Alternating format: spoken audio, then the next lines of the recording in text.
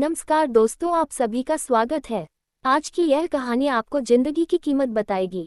अगर आपके मन में भी इस तरीके के सवाल आते हैं कि मेरी जिंदगी में कोई इज्जत नहीं है, जिंदगी में मेरी क्या वैल्यू है, तो इस कहानी को पढ़ने के बाद आपको इसका उत्तर जरूर मिलेगा। तो आपका ज़्यादा वक्त न लेते हुए इस कहानी को शुरू करता हूँ। दोस्तों, एक बार की बात है, एक बार एक भक्त अपने आराध्य ईश्वर की प्रार्थना कर रहा था। प्रार्थना करते करते वह रो रहा था और उसने कहा कि मेरी जिंदगी में कोई कदर नहीं है, मेरी जिंदगी में कोई वैल्यू नहीं है, मेरा बुरा वक्त चल रहा है, कृपया मुझे कोई रास्ता दिखाएं। तो भगवान ने उसकी सुन ली और उसको एक पत्थर दिया, लाल चमकदार। जी हाँ, लाल चमकदार पत्थर। भगवान ने कहा कि जाओ और इस पत्थर की कीमत पता करके आओ, लेकिन तुम इस पत्थर को बेच नहीं सकते।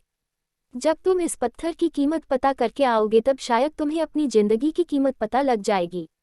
वो गया, सबसे पहले को एक फल वाले के पास गया। उसने फल वाले को वह लाल चमकदार पत्थर दिखाया और पूछा कि यह पत्थर कितने का है। तो उसने कहा कि इसके बदले में तुम मुझसे 1 दर्जन आम ले सकते हो, लेकिन उसने कहा मैं इस पत्थर को बेच नहीं सकता, मुझे सिर्फ इसकी कीमत पता करनी है। फल वाले ने कहा कि मैं इसके बदले में आपको सिर्फ 1 दर्जन आम ही दे सकता हूँ। आगे चला गया, आगे जाकर को एक सब्जी मंडी में पहुंचा। सब्जी मंडी के थोक विक्रेता की दुकान पर वो पहुंचा तो उसने कहा ये पत्थर कितने का है। उस विक्रेता ने उस पत्थर को ध्यान से देखा और कहा कि इस पत्थर की एवज में मैं तुम्हें 1 बोरी आलू दे सकता। तो भक्त ने कहा यानी कि आपकी नज़र में इस पत्थर की कीमत 1 बोरी आलू के बराबर है। सब्जी वाले ने कहा बिल्कुल। भक्त बोला लेकिन मैं इस पत्थर को बेच नहीं सकता, क्योंकि मुझे सिर्फ इसकी कीमत पता करनी है। वह आगे चला गया, वह मार्केट में गया। अब की बार वह सुनार की दुकान में गया, यानी कि सोने चांदी की दुकान में गया। वहाँ वह आधे घंटे तक बैठा रहा। सुनार ने पूछा कि यह पत्थर तुझे कहाँ से मिला, तो उसने सारे जवाब दिए। सुनार ने फिर अंततः जवाब दिया कि यह पत्थर मैं 1 करोड़ रुपए में खरीद सकता हूँ, यानी कि मेरे लिए इस पत्थर की कीमत 1 करोड़ रुपए है। वह चौंक गया, लेकिन उसने कहा कि मैं इस पत्थर को बेच नहीं सकता, मेरी मजबूरी है, मुझे सिर्फ इसकी कीमत पता करनी है। सुनार ने कहा कि मैं तुम्हें इस पत्थर के 2 करोड़ रुपए दे सकता हूँ। वो कहते हैं ना कि हीरे की परख जौहरी को होती है, वही बात थी फल वाला और सब्जी वाला क्या जाने।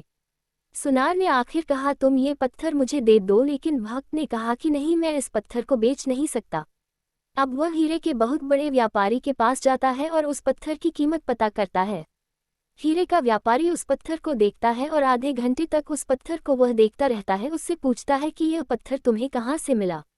भक्त बोला कि पहले आप मुझे बताओ कि इसकी कीमत क्या है। हीरे का व्यापारी कहता है कि इसकी मैं क्या कीमत बताऊं जो बेशकीमती है, यह एक बहुत मूल्यवान रत्न है जिसकी अभी तक कोई कीमत नहीं है, इसका कोई मूल्य नहीं है। वह उस लाल चमकदार पत्थर को नमन करता है और लाल कपड़े में रखता है और वापस वही बात कहता है कि इसकी कोई कीमत नहीं है, ये बेशकीमती हीरा है, इस दुनिया में जितने भी हीरे हैं उन सब में कीमती रत्न है। अब वह वापस जाता है और वह भगवान से कहता है कि अब आप बताएं मुझे कि मेरी जिंदगी की क्या कीमत है। तो भगवान ने उसे कहा कि तुम गए थे, एक फल वाले के लिए इस पत्थर की कीमत अलग थी, एक सब्जी वाले के लिए इस पत्थर की कीमत अलग थी, और सुनार के लिए पत्थर की कीमत अलग थी, और हीरे के व्यापारी के लिए पत्थर की कीमत अलग थी। तो यही बात तुम्हारी जिंदगी में भी लागू होती है, यानी कि तरह तरह के लोगों के लिए तुम्हारी वैल्यू अलग अलग है। तुम्हें अपने आप को निखारना है और अपने आप को संभालना है, अपने आप को बेहतर करते जाना है। जैसे जैसे तुम हीरे को बेचने के लिए आगे बढ़े, वैसे वैसे तुम्हें खुद को संवारने के लिए आगे बढ़ते जाना है। जिस दिन तुम हीरे के व्यापारी के संपर्क में आ जाओगे, उस दिन तुम्हारे अंदर का टैलेंट पहचान लिया जाएगा, उसी दिन तुम्हें वह अपॉर्चुनिटी मिल जाएगी या तुम्हें वह अवसर मिल जाएगा जिसकी तुम्हें तलाश है। इस कहानी को पढ़ने के लिए और अपना कीमती समय देने के लिए दिल से आप सभी का शुक्रिया।